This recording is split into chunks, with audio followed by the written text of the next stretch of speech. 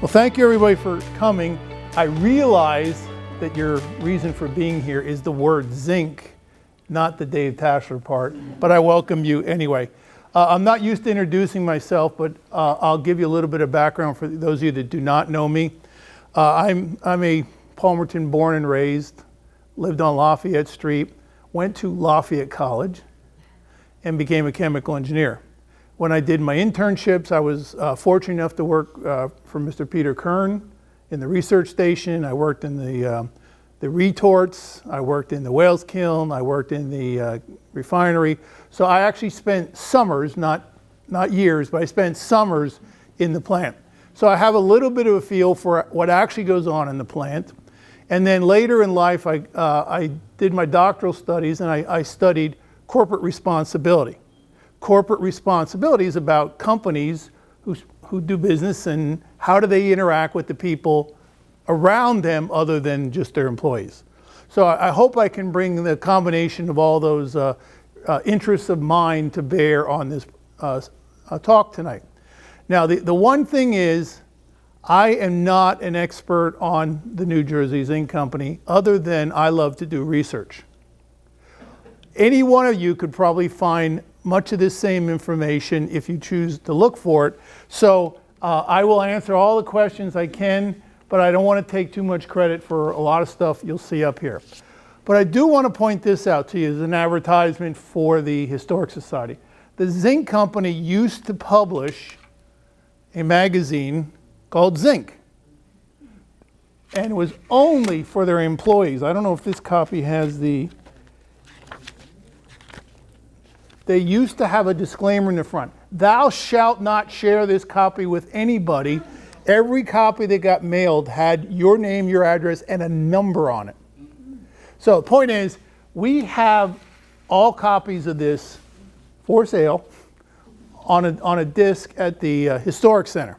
So this is, if you're really interested in the Zinc Company, this is a great way to just peruse it and get some more information, okay? So I referred heavily to this in my own work here. So I hope as you've come into town lately, you've seen the new sign, the 125 years young. And I'm going to try to stay out of people's way the best I can. Just shush me away if I'm in the wrong direction. Part of the reason for having this historical talk is we're celebrating 125 years.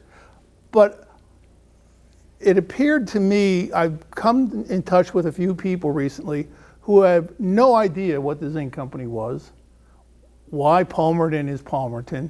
So what I'm going to try to do is take a journey back through time, tell you a little bit about how the Zinc Company got formed, its interactions with Palmerton, and I actually had some slides in here about how zinc was made. And when I got up to 450 slides, I figured that might be too many, so I took them out. So I will answer questions on, if you'd like to know how some of the products were made, there's plenty of people in this room that have worked in some parts of the plant. But I'd like to start off with this. In addition to the 125th anniversary, fairly recently, Palmerton was appointed to be a National Historic District. And that took a rather lengthy application that was prepared and submitted by the Historic Society in the form of Mr. Kern. And we received this recognition. And so all those blue banners, I hope you'll see on Delaware Avenue now. That's the blue banner on the right-hand side. We are, the part of the town is now a National Historic District. Why? Two reasons. One is the unique architecture, and we're going to talk about that in the talk here, because Residence Park is a whole lot different than Franklin, is a whole lot different than Lafayette in terms of the kinds of houses that are there and how they were built. So the architecture is part of it, and of course the other part of it is the historic significance of being a company town, i.e. the Zinc Company. So I just thought I'd mention that to you as we get started.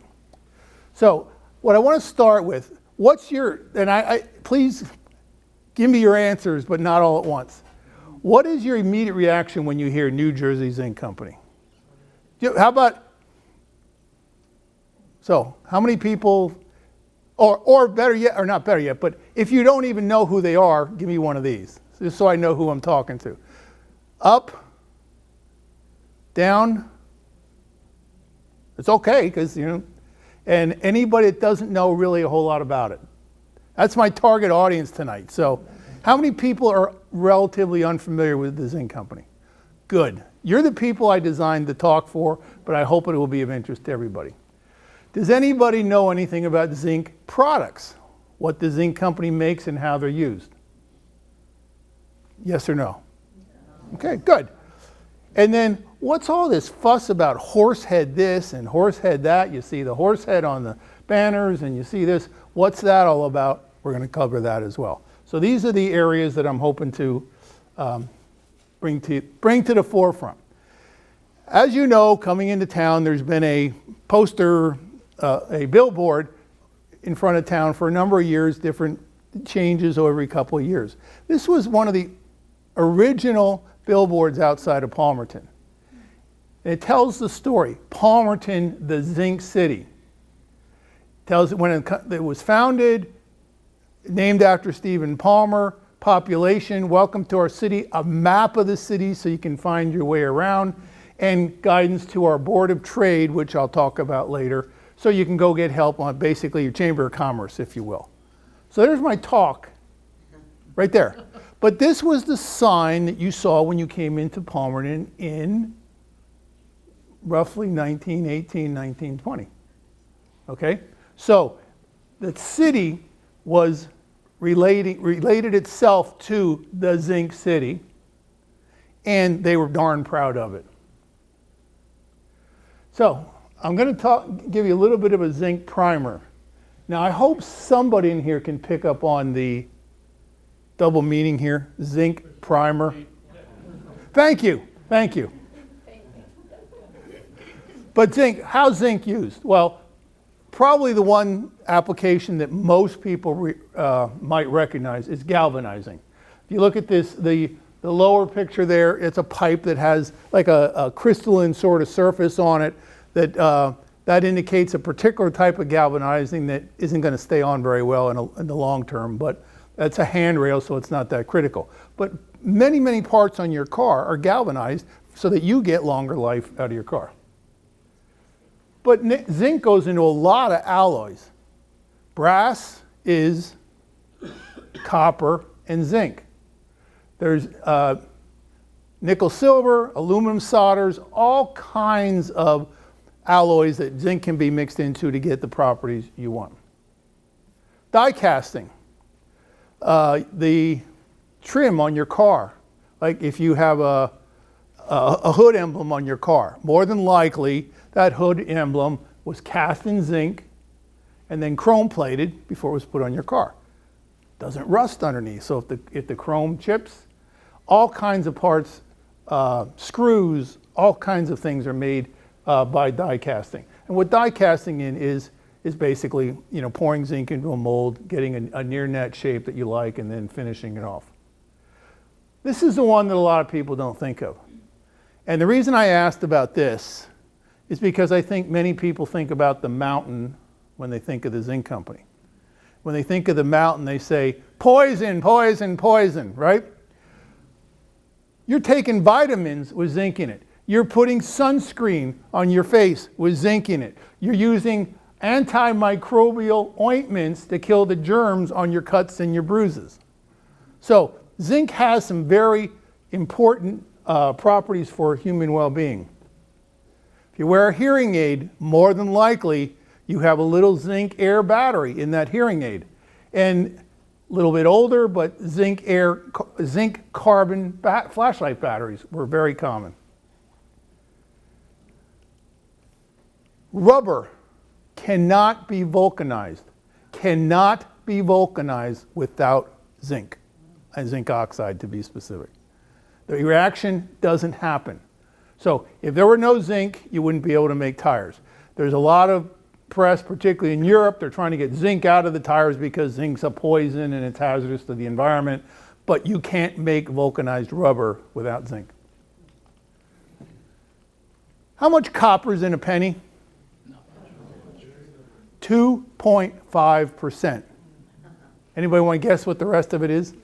Zinc. It's a zinc slug covered with a fine coating of copper. So zinc has a lot of applications, which I forgot. Sorry. I had a chunk here somewhere, but I won't worry about it. I had a little, no, let it go.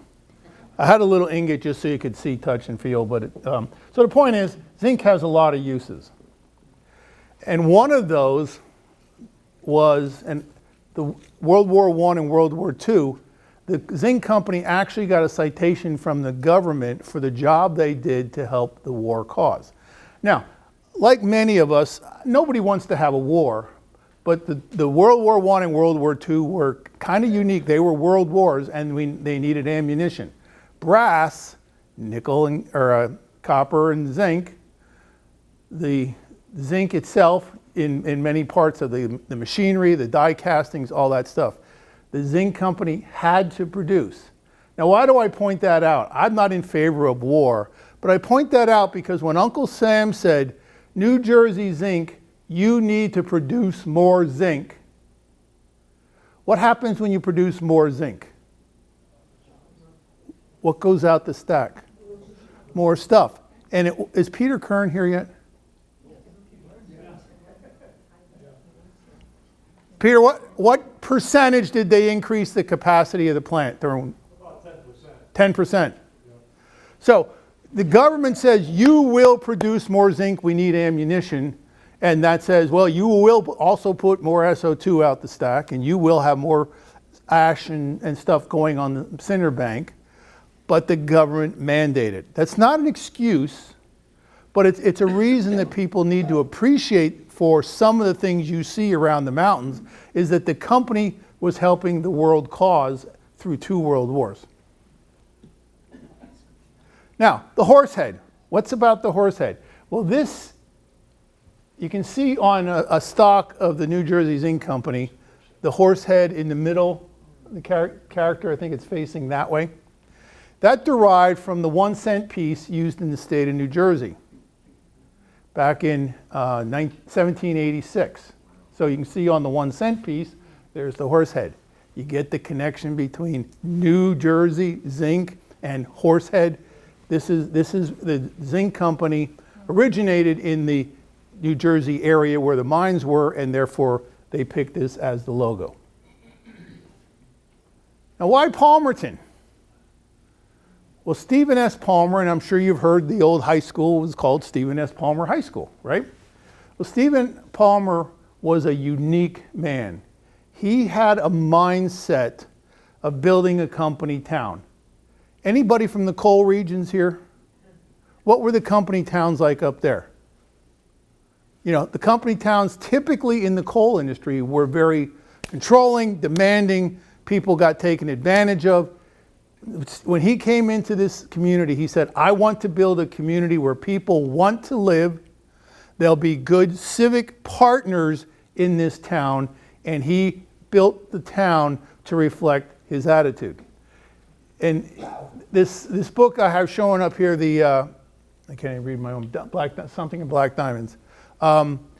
They quoted as saying, he presided over a company whose labor, social, and environmental policies were remarkable for their time. Their time being the late 1800s, early 1900s. He was an individual who cared. He cared about people, he cared about the community, and as they designed the community, he was the driving force, hence the name Palmerton after Stephen S. Palmer. And he had to fight people. You know, anytime you do stuff by committee, he had to fight people to push his ideas, even though he was the president of the company at that time and he was charged with building a company town. He still had to fight people to get what he wanted. So why Palmerton? Why did the Zinc Company come to Palmerton? Well, guess what? Palmerton was not the first place where New Jersey Zinc was. They were in many places in the area, New Jersey, but the most interesting one is they had a smelter in Bethlehem. Well, if I recall, Bethlehem's on a river, is it not? Palmerton's on a river. They're both relatively close to the coal sources. Why? Because Stephen Palmer felt, last line, a desirable location for a community. He felt that the Palmerton raw ground, it was all farms at the time, would give a better place, as well as its access to good workforce, access to anthracite, zinc, and, quote, infrastructure. What was the infrastructure? Well, the canal system, the railroads were all in place here. So Palmerton looked like a pretty good place to do it. And as a result, they shut down the smelters in New Jersey and Bethlehem and other places and moved that capacity to Palmerton, making the Palmerton zinc plant, I believe, the largest exporter of zinc in the United States. So, you may have seen these pictures before.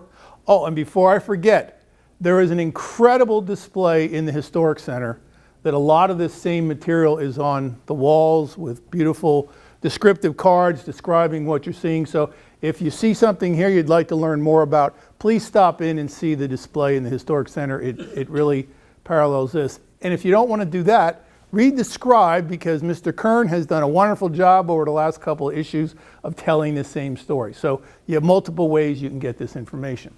But the point being, this is the west plant here where they made zinc, slab zinc, Spiegeleisen, which is a manganese-containing iron material.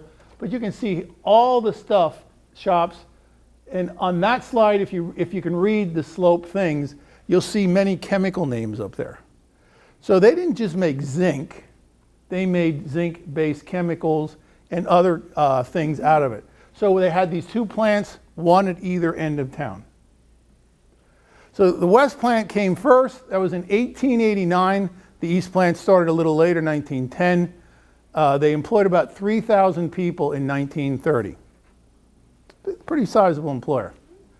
The Chestnut Ridge Railroad had 35 miles of tracks, and Gary, where's Gary?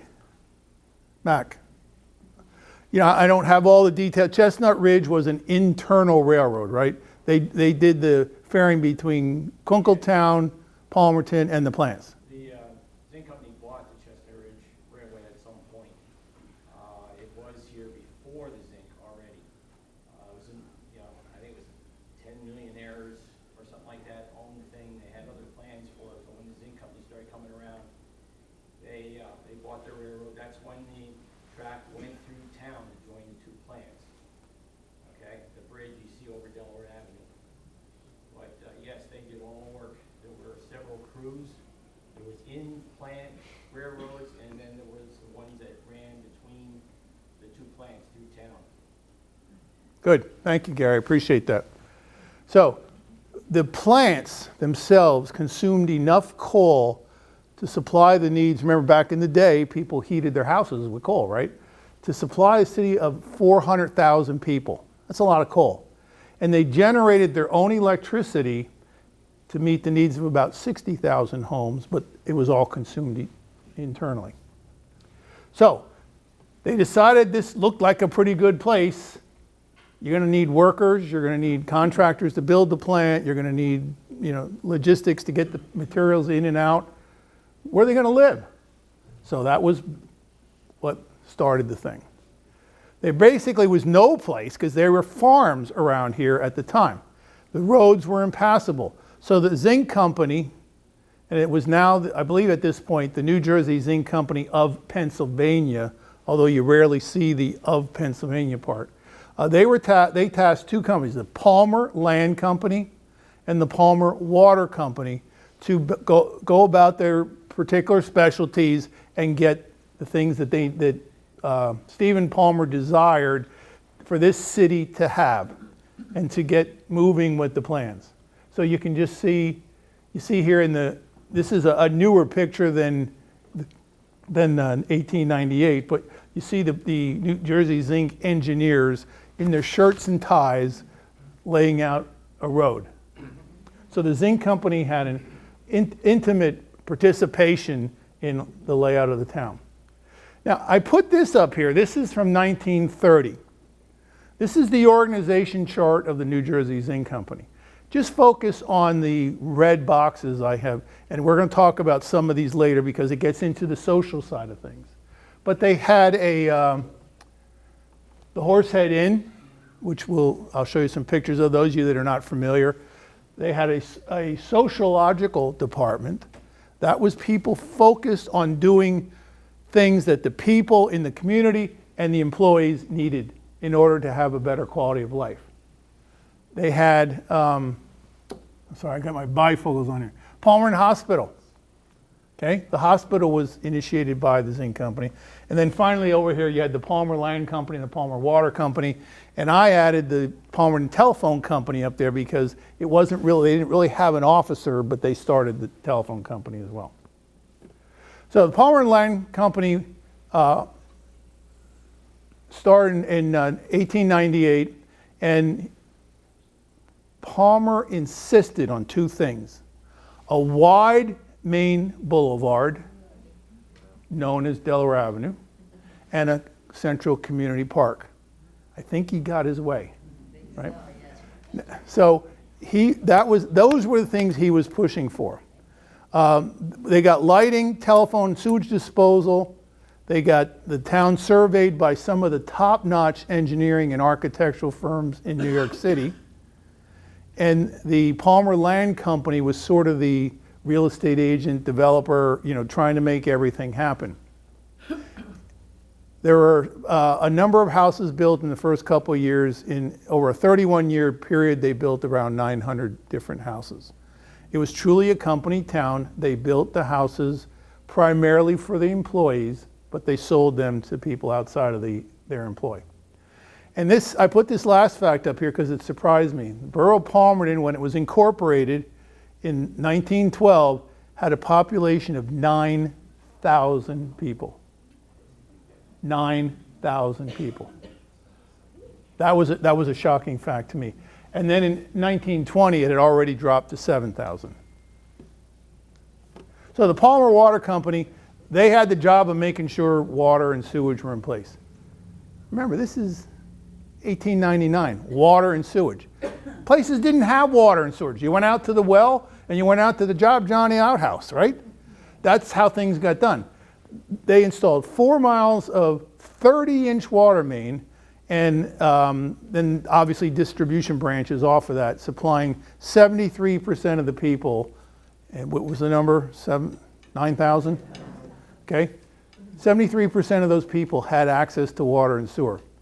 And both of these water and sewage systems were in before almost any other community, at least in Pennsylvania and in other parts of the country as well. And they were held up as the model for how a company town should be built. Remember, company towns, mining companies, Colorado, all the movies, cowboy movies, you see all that kind of thing, oil companies, there are a lot of company towns. So many of them were much more patriarchal than Palmerton. The phone company, they originally had 17 subscribers. And you can imagine they were the president of the Zinc Company, the Horsehead Inn, the railroad, and a couple of senior officers for the company. That was around 1905. The Palmerton Telephone Company was incorporated in 1912, and they had 121 lines at that time. And they were a subsidiary of New Jersey Zinc until 1948.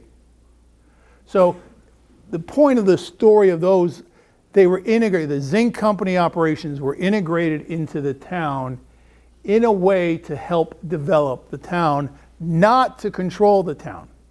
Their total focus was to do things in concert with the people of the town to drive their vision forward. The lighting company, they started out with direct current lighting, as though you hooked it up to a dry cell, not literally, but so they had some houses had direct current, and then in 1920, when Delaware Avenue was paved, businessmen along the route were assessed for the cost of putting in Delaware Avenue. Now, I'm going to open for discussion. If you had to guess, what would you expect to find more pictures of in the literature? The bandstand or paving Delaware Avenue? It's a loaded question, right? I would have thought Delaware Avenue was paved every 6 months when you looked at the number of pictures there were in the literature about paving Delaware Avenue. So, we'll take a look at some of those. And then ultimately in 1948, PPL bought out the power and the telephone systems and took over. So up until just about the early 50s, the Zinc company was very heavily integrated into all aspects of the community. So here's the first one. So Delaware Avenue was paved, originally designed, and I have conflicting information on this. The center, the display says to accommodate a narrow gauge rail line. I didn't find that in any of the literature, so that was a new piece of information to me. But apparently it never got, in other words, between the two plants, the east and the west plant, like a trolley car kind of railroad, so the employees could be taken back and forth between the plants. That didn't happen. So here they are with horse and mules and plows loosening the street.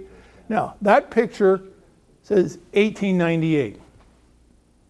The picture on the right is 1920. Now, I guess the reality is, being an engineer, I should know this, you can't do it overnight, right? So it probably took a number of years between getting the money they needed, getting the supplies they needed, getting the workers they needed to go up and down Delaware Avenue and pave it.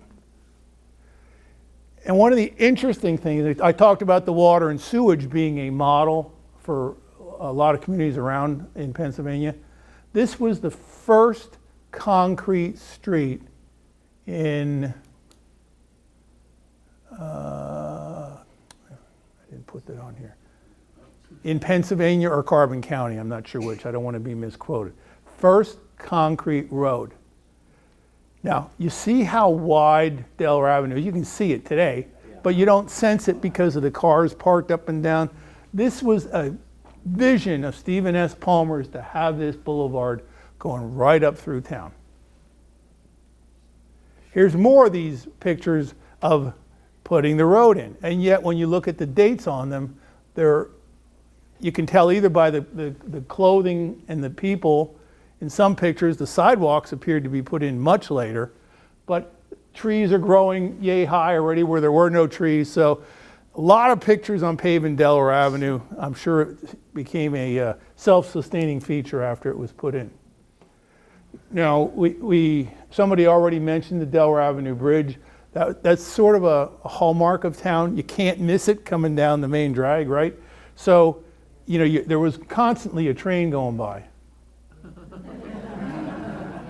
And sort of the Concourse Club, who did this? Is that the Concourse Club? I couldn't help but I can't tell you how many hours it took me to get that right, getting that train on that track. But, it's kept the mental legacy of the railroad and the value of that bridge. They could tear that, well, I guess they can't tear the bridge down. It's still being used, isn't it? Yeah. Still being used. So I just thought that would be a cutesy. So the Palmer Land Company. As I said, they were acting as real estate agent, builder, and lender. They were putting up advertising posters, asking people to come in and build houses, asking people to come in and buy a house. And they had the whole community was planned in 1899. So this wasn't like, well, let's build Delaware Avenue and then branch out from it. They had a good idea. This was a professional organization. When the Zinc company brought people in, they brought architects and planners from New York City, the top engineers, the whole bit, and they did it right. The one thing I'm not sure they did right, but we'll discuss it because it is what it is.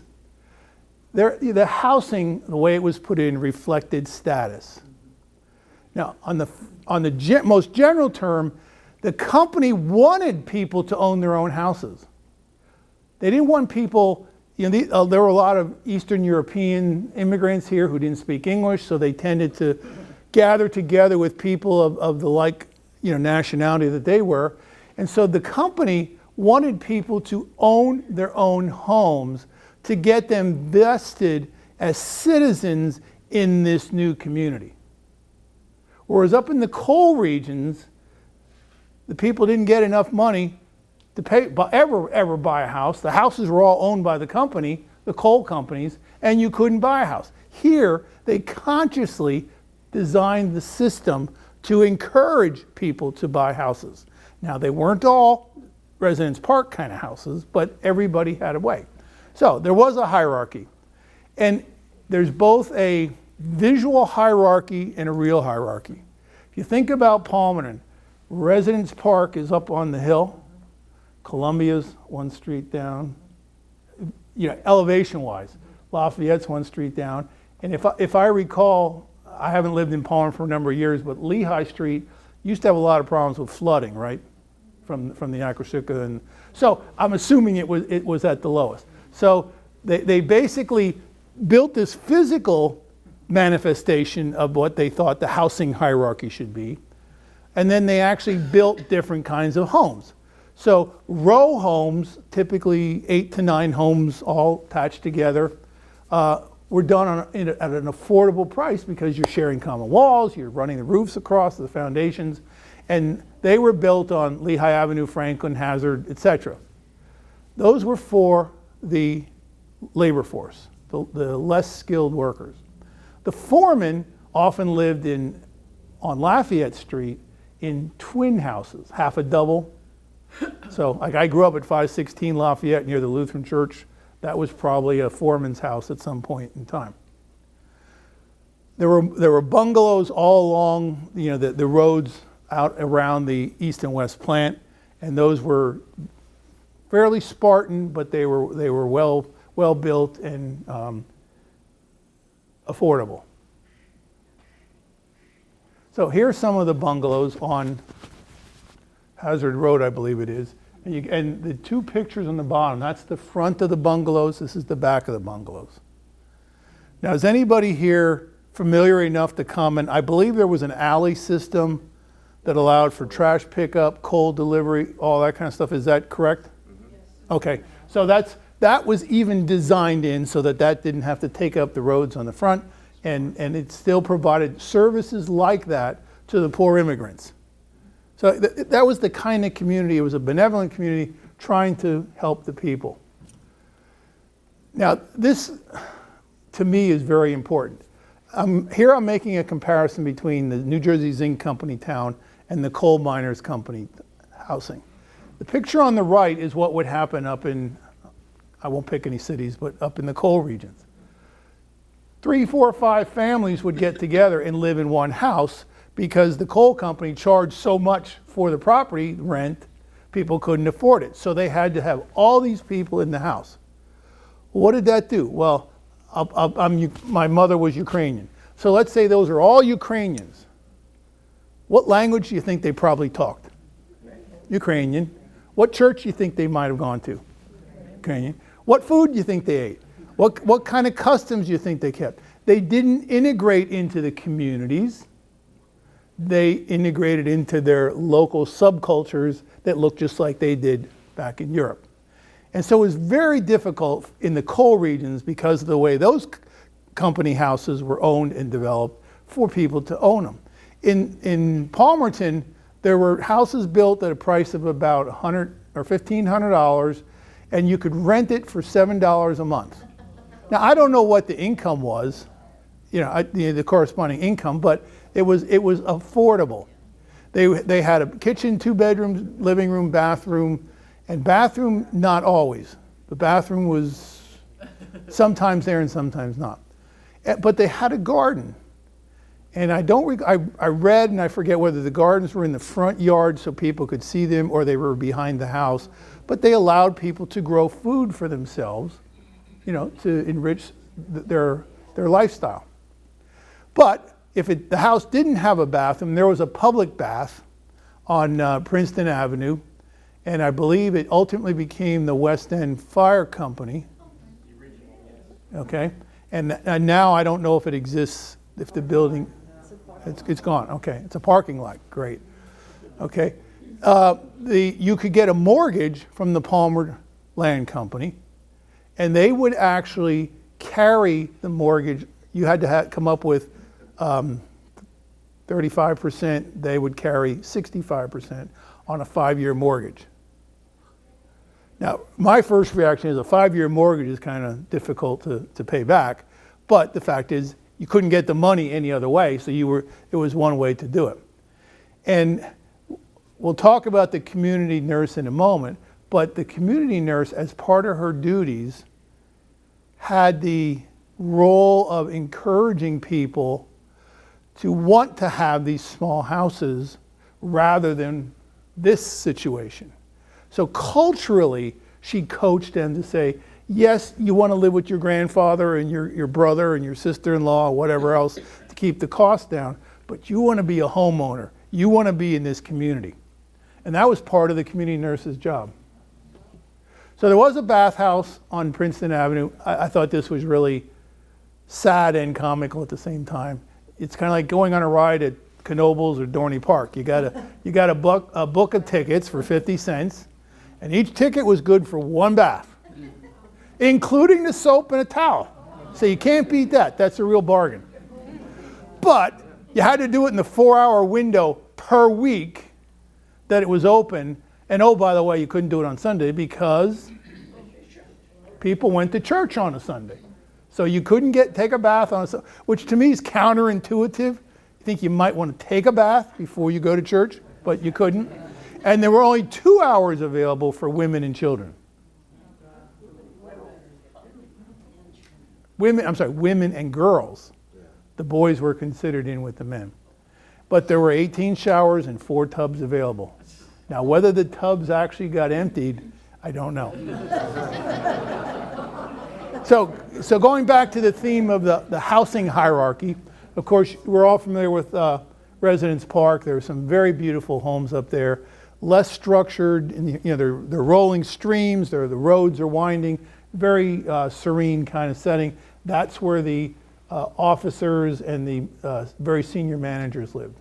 The mid-level managers would live on, like I said, these twin houses, Lafayette Street, for example. So the point is, there was this hierarchy of housing. You could tell who somebody was by what front door they walked out of. But they had a front door to walk out that they could call them their own. That was the whole mission. So on top of that, one of the tales you often hear with coal mining stories is the company store. You go in and get your bill, and your bill's 3 times what you thought it was going to be, and you could never pay your food bill off because they were always adding to it. Zinc Company had a company store, and they made it convenient for people to use it. They created an environment where the store was designed. W.E. Stone is an architectural firm. This was not the back of a garage somewhere. It was designed for accessibility. It was designed for friendliness and use in the community. And since we're talking about houses, I just wanted to talk for a moment on architecture. Stephen Palmer had a huge influence on the architecture of town. Delaware Avenue, the trees along Delaware Avenue, the park. But I think most people probably know this by now, but the Episcopal Church on Lafayette Street, he had commissioned by an architect in New York City, and it was built in dedication of his wife. And it was opened dedicated in 1906. But this is a classic this is one of the architectural features that went into that Heritage Award. But beautiful. The Zinc Company built and designed the nurses' home, which I believe was on Lafayette or Columbia? Lafayette. It's nothing special, but it was. The significance of it was the Zinc Company built it for the nurses to staff the company hospital to take care of who? The employees, right? So it was there was a little bit of self-serving in it, but it served the community as well. Another building, is there anybody here that never saw the Horsehead Inn? Quite a few.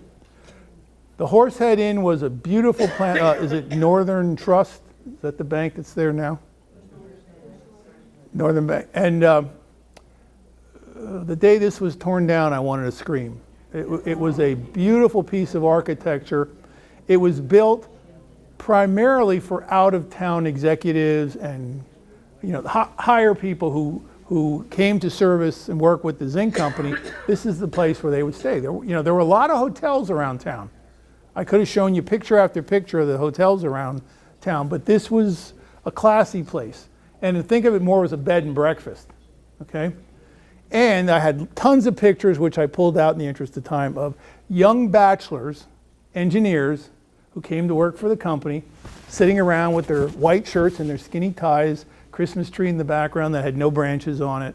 But it was where the young bachelor engineers would live until they got settled. I don't know what the criteria for settled was, whether they had to be married or they moved out and bought a house, but it was the kind of place that was used pretty much by the Zinc Company population. But a beautiful, beautiful structure, and it was torn down and just, I realized the building was probably in very poor repair, but it's just one of those things that makes you want to cry. So Zinc Company's trying to run this company, they're trying to engage the people, but what was really interesting, they recognized that they needed to be more socially responsible for what was going on in Palmerton. So they hired I think her name was Florence Hughes. She was the New Jersey Zinc sociologist. If you remember, she was on the organization chart. And she had a significant activity. She did a lot of publishing in the journals. And it was basically her job to help the mental, moral, and physical welfare of all the people. Obviously the employees of the company first, but also integrating that into the community. And this is a quote from her where she said, "The company decided that it had a corporate responsibility toward the human beings." You notice they didn't say towards our employees. They didn't say towards our workers. They said they recognized people as human beings. In the whole institution of making everybody feel fuller opportunities. So that was her mission. And how would she go about doing that? Well, they built the Borough Hall. The one on the lower right is the first Borough Hall. Within a very short amount of time, they outgrew it. They had programs for children. They had programs for the workers. They had etiquette kind of lessons, for if you're from another country, this is how we eat in stuff like that. So they built the first neighborhood house was in 1907, the second one in 1911, and they provided cultural, education, and recreational opportunities. They had all kinds of leagues for basketball and everything in the Borough Hall. And anybody who's ever been in the current Borough Hall knows there's locker rooms along the one side. Those were public baths. So I don't know what the schedule and the fee for those was, but that was another opportunity for people to have access. But her biggest part of her job was the labor force, which was population-wise was the biggest part of the workforce, were the workers, most of whom were Slav, Hungarian, and there were 7 different languages recognized in the plant. So they would make safety signs, and we have some in the archives. They would make safety signs in the language that people understood and post them in the plant. It wasn't like, here's English, stupid, figure out what it says. They would accommodate people until they got conversant and able to protect themselves. And so they didn't have to learn the language to get here because there were so many other people like them, they could communicate with the people that way. So they address things like, they call it human intercourse here, dancing, club meetings, handiwork, all kinds of things for people to get engaged with each other, to learn skills, social skills, job skills, educational skills. They even had special classes for foreigners' English. They weren't teaching the Queen's English. They were teaching the workers to understand fire, heavy pressure, things that might kill them in the plant. So it was originally targeted at getting the workers to be aware of the kinds of instructions they would have to know to work safely in the plant, but then it spilled over into other activities and eventually the language skills developed from there. They also used this opportunity in these gatherings to convince people that they really want to own their own home. I already talked about that, but that was a big underlying theme here. The company wanted people to be engaged, and particularly by owning their own home. And then the college men who lived in the Horsehead Inn had to teach these English classes at night, so that was part of their penance for sticking around. The Zinc Company created a position of visiting nurse. Community. You can see the car, the visiting the houses of the people. Here's a book that we found in the archives that was a record of what the visiting nurse, I think it was about a baby in this case, where the visiting nurse logged everything she did. This wasn't just, oh, howdy do, anything today. This was very organized. And in particular, what the visiting nurse did, if somebody called off from work, she would make a call to see how they were doing and make a record of it. So, you know, there were multiple ways that it came into play. But I mentioned this Florence Hughes was very prolific in terms of writing things in the literature of the time. Again, one of the things she wrote about was the advent of putting nurses in a plant environment and a community environment. So one of her criteria were that the nurse had to be broadly trained and a diplomatic person, because she was going out into the community, knocking on doors. Joe, you weren't at work today. How's it going? You know, so they had to be a certain amount of diplomacy. And her mission was to improve the quality of life in the houses, not just to go in and rat on somebody who took the day off because they were drunk, but to help them improve their life. But I love this one. This was a report. I took this line out of context, but this was a report. There was a party at the Borough Hall, and the nurse, upheld by our chief of police, is making wife beating unpopular in Palmerton. It was her. She was breaking up fights, and one in particular where a guy, this isn't funny, so I shouldn't laugh, was beating his wife over her head with a beer bottle. So she got the guy away from the wife, and he came back a second time. She took him by the scruff of the shirt, hauled him out the door. That was the nurse's job. And then Palmerton had an annual cleanup time. It was the trained nurse's job to get people rounded up, to clean out their cellars and their backyards. And then she got a whole bunch of guys together and said, we're going over here to that empty lot and we're going to fix it up. The nurse. So it was a difficult, I only say this because my mother was a nurse and my wife was a nurse, so I love to rub it in, how good they have it now. Was there more than one nurse? Was there more than I don't know that I don't know. I honestly don't know. One of the key things about, and by the way, if I'm boring you, go to sleep and then I'll know it's time for me to quit. The Zinc Company was way ahead of its time on a lot of things. Now, this is a bit of an academic slide, so I apologize, but it's important to understand in the context of some of the things we're facing in our own world today. They were very progressive. On this timeline, these are things that the US government and society put in place to support human life in America, and when it was. So there was no minimum wage, no unemployment, no workers' comp back in 1900. If you got hurt, good luck. Then workman's comp came in about 1917, I think it was. The Great Depression hit in between 30 and 35. Social Security Act was in 1935. Fair Labor Standards Act came in 38. And then the federal minimum wage was in 1950. This is what the government said. This is what the company did. Their actions were in red.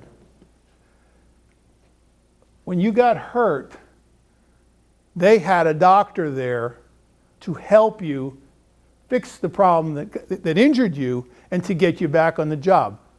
Two reasons. Obviously, the company wanted you back on the job, but also you wanted to be on the job so you could collect your earnings and keep your family and your life going.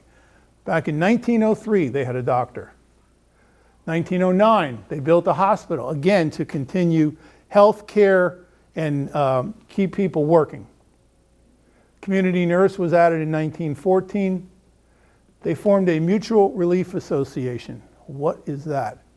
Well, that's the workers getting together and putting money into a fund. This was big in the coal industry. Put money into a fund, and when I got hurt and I couldn't work, I could get money out of that fund to carry me over until I could work again, and likewise, I'm putting money back into the fund when I am working. That was the Zinc company did that. This I thought was amazing. During the Great Depression, if you were the main wage earner in your family, you were not laid off.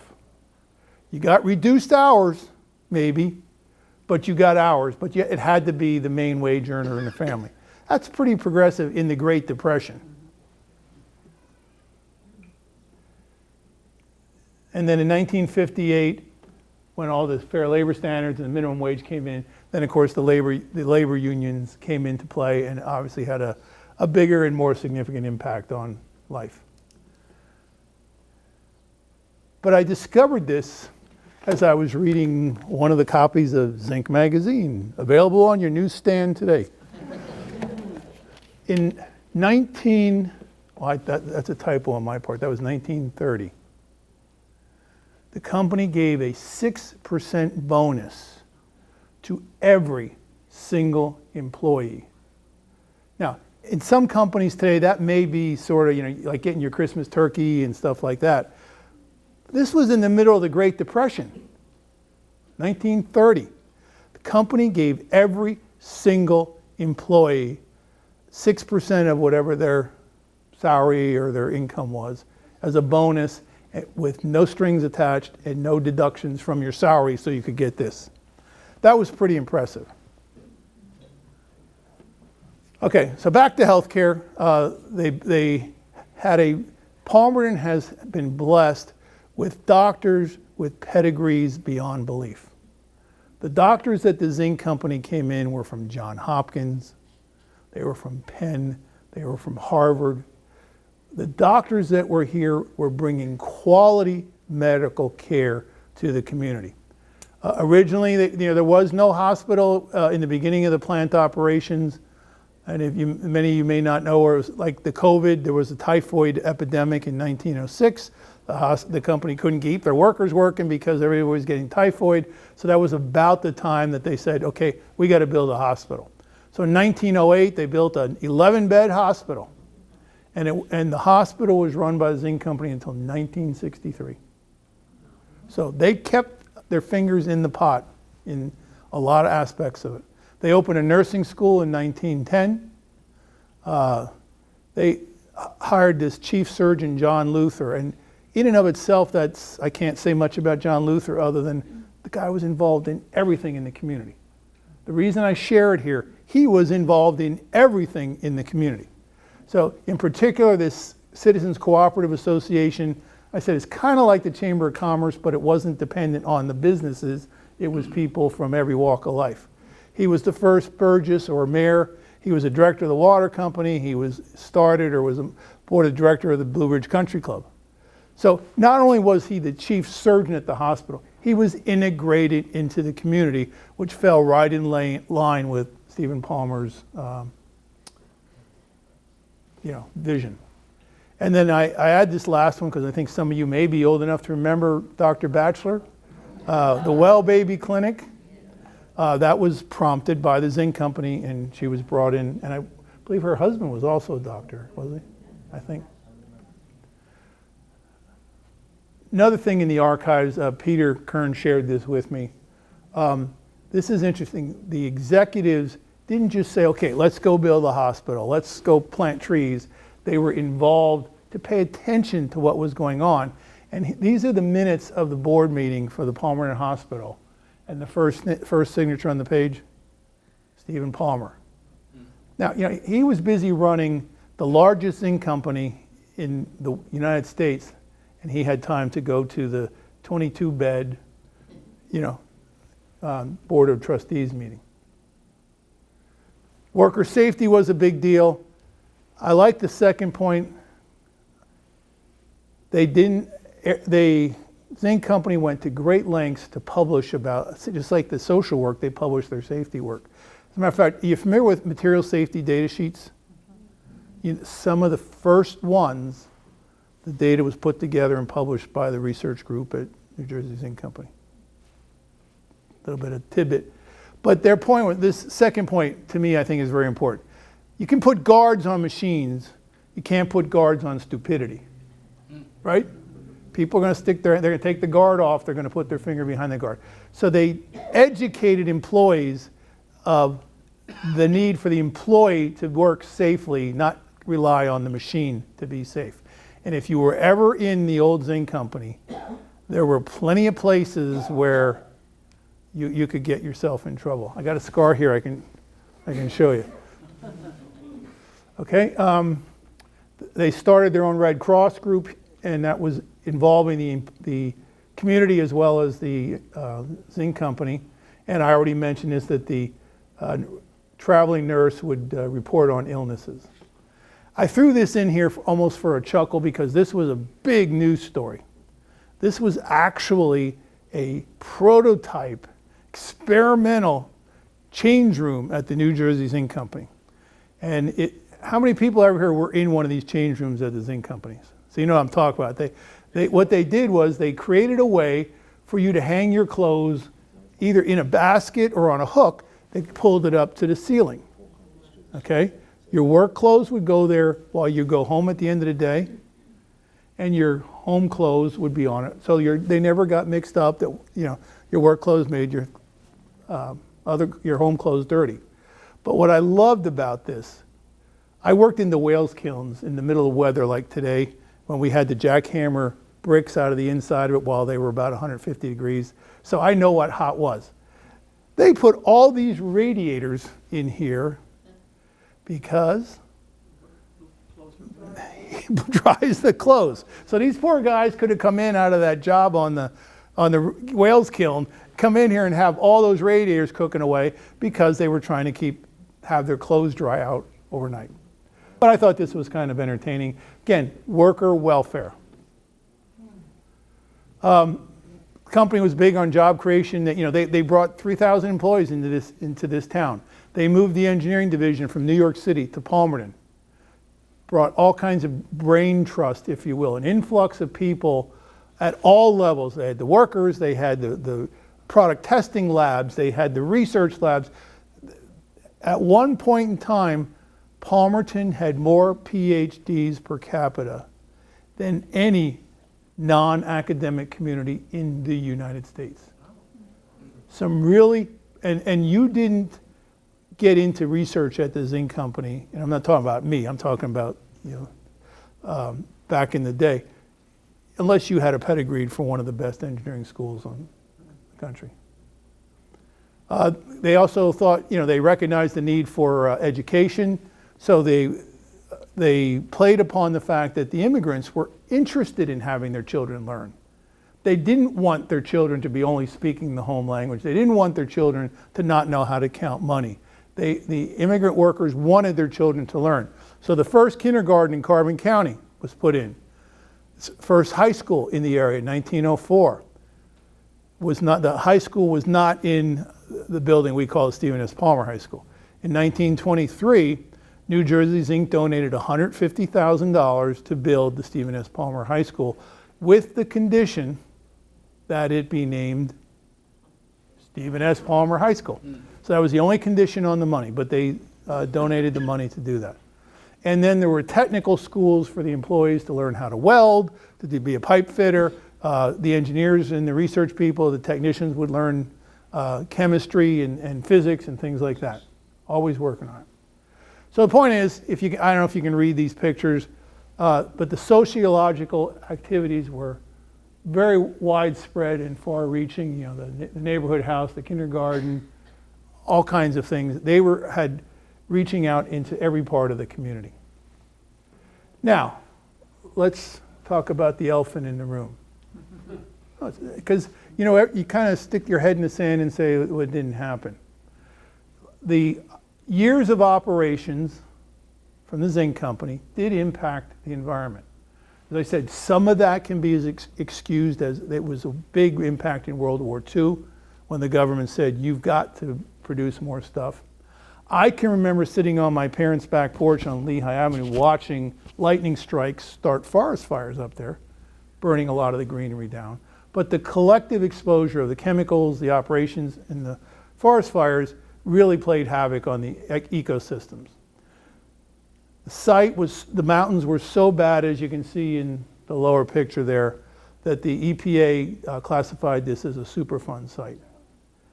If you're not familiar with Superfund sites, you don't want to be one. It's called a Superfund site is because the government is willing to chip in money to help the company that caused the Superfund site to occur to get it cleaned up. It's that bad that the government is willing to pay to clean it up. Usually they make what are called the responsible parties in that next line. The companies who like Gulf and Western, New Jersey Zinc, whoever it was, make them pay for it. So the Gulf and Western Zinc Company, they paid their fines and they worked on this for years. They spread manure from airplanes.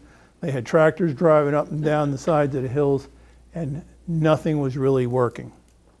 And a group of private individuals, and I'm not going to mention names because you always miss somebody, but I'm sure you know who they are, the folks that are involved in the Lehigh Gap Nature Center. They banded together and devised a way to say, wait a minute, Zinc Company and others were planting trees in this barren soil. That's like saying I'm going to put you in a 5-star hotel with no food to eat, right? The trees couldn't grow. There was nothing in the soil. Do you remember the picture I showed you with the zinc ointment in the upper corner and I said it was microbial, antimicrobial? Sure. The zinc that was contaminating the soil was sterilizing the soil. So you can cover it with all the manure you want. You can mix all the, the sewage waste in it you want. You're not going to get that to grow. The success factor that came in is they started out with, I think it's called prairie grass. They started planting little things. Instead of planting a tree first, you plant grass. You let the grass grow. Guess what? The grass grows mosquitoes and bees and little things at that level. Then after the grass grows, now you plant some bushes. Eventually you plant some trees. I think if you look at the mountain now, and they show some pictures here, it's not back where it was, but it looks pretty darn nice when you come across the bridge from Slatington. And that was not necessarily because the Zinc Company and others made it happen, the EPA, but they all contributed to it. But this was an individual effort. Do you remember my point about getting the employees engaged in the civic interests of the community? Right? Basically solved a great ecological problem. So zinc production ceased in 1980, but the work continues to restore that, and I think it's a great job. I think it's important when companies need to recognize when they've had a negative impact, make an effort to fix it, and if you can't, hopefully enable somebody else to fix it. That's the end of my talk. I just want to acknowledge two things. First of all, the blue banners, the National Heritage Foundation. Peter Kern put that entire application together with help from many other people, I suspect at the Historic Society. But I put the link here if you're interested. The history of the town, the history of the houses, the history of the Zinc Company, and the styles of architecture are talked about in there. It's probably about a 30-page document. So if you're interested in it, there's the link. And I want to also thank Peter. He has written 7 or 8 editions of The Scribe, where he's described the history of, if you don't know, Mr. Kern was an executive at the Zinc Company. So, he had a pretty good inside feel for what it was. And he wrote a series of articles that were extremely helpful for me to not have to go find the information on my own.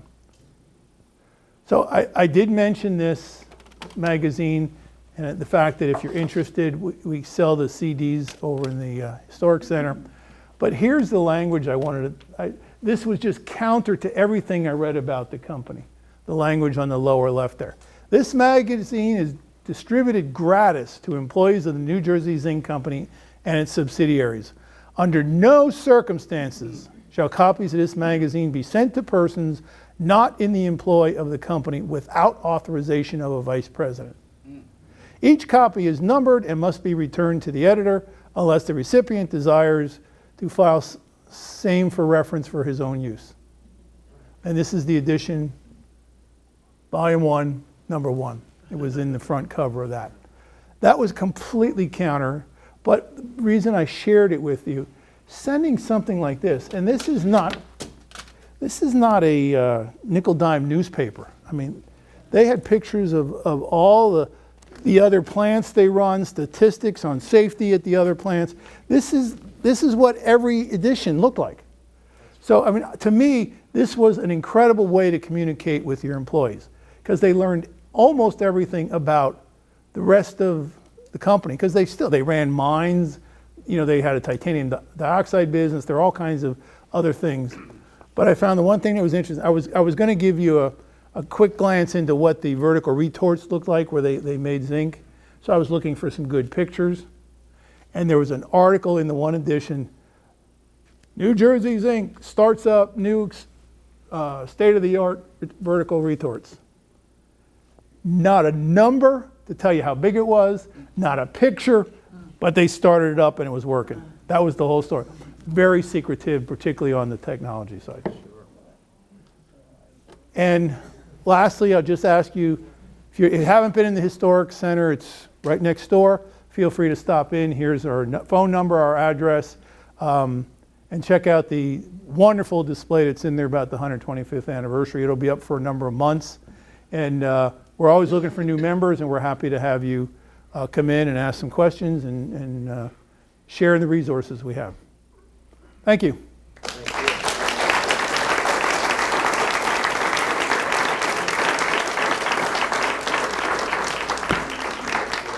Hold on one second. How are we doing? Questions? Yes? What really contributed to the demise of the New Jersey Zinc Company? Well, I'm not the right person to answer that. I'll give you just my personal opinion. The ability to keep up with the environmental regulations. The regulations were growing faster and more expensive than a plant that was built in 1898 could keep up with them. So that was number one. Number two, the ownerships of the companies, it was beginning to change. People were interested in making more money. So Gulf and Western wanted to suck the money, that's a bad word. Gulf and Western wanted to utilize the excess resources generated by the zinc business to fund some of the other businesses they were in.